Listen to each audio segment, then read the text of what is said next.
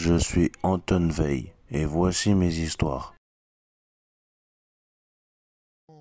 Anthony, Alan et Dylan se retrouvent face à l'impensable. Un téléporteur, illuminé d'éclairs bleus inquiétants, semble les inviter à le traverser. C'est impossible, souffle Anthony, les yeux rivés sur ces trois trous noirs. C'est comme si le monde autour de nous avait été avalé. On y va ? Questionne Dylan d'une voix tremblante. Alan, plus pragmatique, observe les environs. Et on a quoi comme... Voix basse, pleine de suspense. Imaginez un collège, jadis prestigieux, où les rires et les discussions animées résonnaient dans les couloirs. Aujourd'hui plongés dans les ténèbres et la terreur, ces murs autrefois accueillants, maintenant recouverts de graffitis inquiétants et de toiles d'araignées.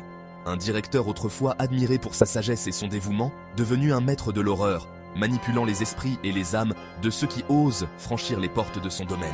Des rumeurs se répandent, des élèves disparaissent mystérieusement, victimes des épreuves sadiques d'un esprit détraqué, leurs cris étouffés par les murs épais de l'école. Mais, lorsqu'Anthony, Alexandre et leurs amis Dylan et Alan sont transférés au collège de l'horreur, ils découvrent des secrets bien plus obscurs, des mystères enfouis depuis des décennies, s'intensifiant, des épreuves de QI mortelles, des pièges machiavéliques, et le moindre faux pas signifie la fin, une fin brutale et sans pitié. Ensemble, ils combinent leurs forces, leurs talents uniques et leur détermination inébranlable. Dylan, le pirate informatique, capable de déjouer les systèmes de sécurité les plus sophistiqués. Alan, le maître des énigmes, dont l'esprit analytique perce les mystères les plus complexes. Alexandre, l'analyste.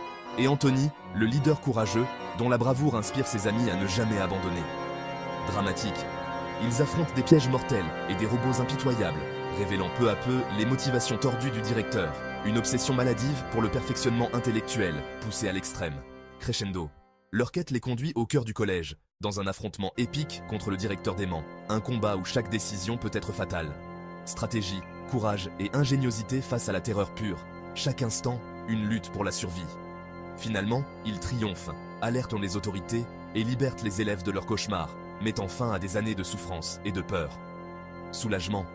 Le collège de l'horreur est fermé, ses portes scellées pour toujours. Anthony, Alexandre, Dylan et Alan, marqués à jamais par leurs épreuves, portant les cicatrices de leur aventure, en ressortent plus forts que jamais, unis par une amitié indéfectible. Sérieux. Une amitié forgée dans la terreur, une alliance née de la nécessité de survivre. Intense. Survivre au collège de l'horreur, bientôt sur vos écrans. Une expérience cinématographique qui vous tiendra en haleine. Fermeture. Préparez-vous à affronter la peur, à plonger dans un monde où chaque ombre cache un danger, comme vous ne l'avez jamais fait. Une aventure terrifiante. Anton était un gars tout à fait ordinaire. Jusqu'à ce qu'il rencontre ses meilleurs amis, Dylan et Alan, des jumeaux farceurs. Ils avaient tous une chose en commun, une soif insatiable de sensations fortes. Mais s'il y en avait un qui les surpassait dans ce domaine, c'était bien leur frère aîné, Johan.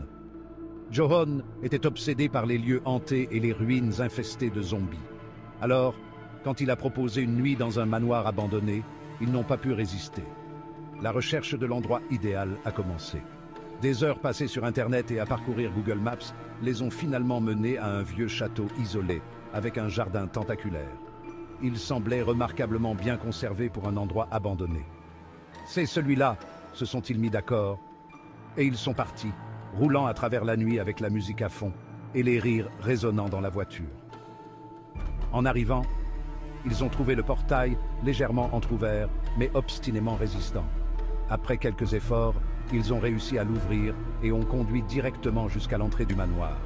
Au moment même où ils sortaient de la voiture, une rafale de vent glacial a claqué le portail. La chair de poule leur a piqué la peau. C'est pour ça qu'on est venu, ont-ils ri nerveusement. À l'intérieur, ils ont installé leur feu de camp dans le grand salon, prêts à partager leurs histoires les plus effrayantes. Mais d'abord, ils ont fantasmé sur les jeux de survie qu'ils avaient vus en ligne, où ils devaient trouver des objets et des armes pour repousser les zombies. Ils ne savaient pas encore que ce château renfermait des secrets dépassant leur imagination la plus folle. Pendant qu'ils parlaient, l'air s'est alourdi d'anticipation.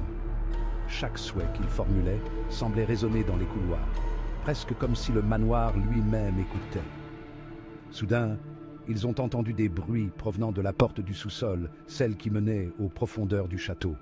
« On va jeter un coup d'œil » a demandé Anton, les yeux écarquillés d'excitation. Les autres ont hoché la tête avec empressement. Ouvrir cette porte, c'était comme entrer dans un autre monde. Ils sont descendus prudemment, ignorant que leur fantasme de survie allait devenir terriblement réel. Le sous-sol n'était pas un endroit ordinaire, c'était un portail vers un véritable cauchemar infesté de zombies. Maintenant, ils devaient survivre, retrouver le chemin du manoir et briser le sort qui les emprisonnait dans ce jeu mortel. S'en sortiront-ils vivants? Ou leur nuit de rires et d'histoires se transformera-t-elle en leur pire cauchemar? Restez à l'écoute, car dans le monde des lieux hantés, tout n'est pas ce qu'il paraît.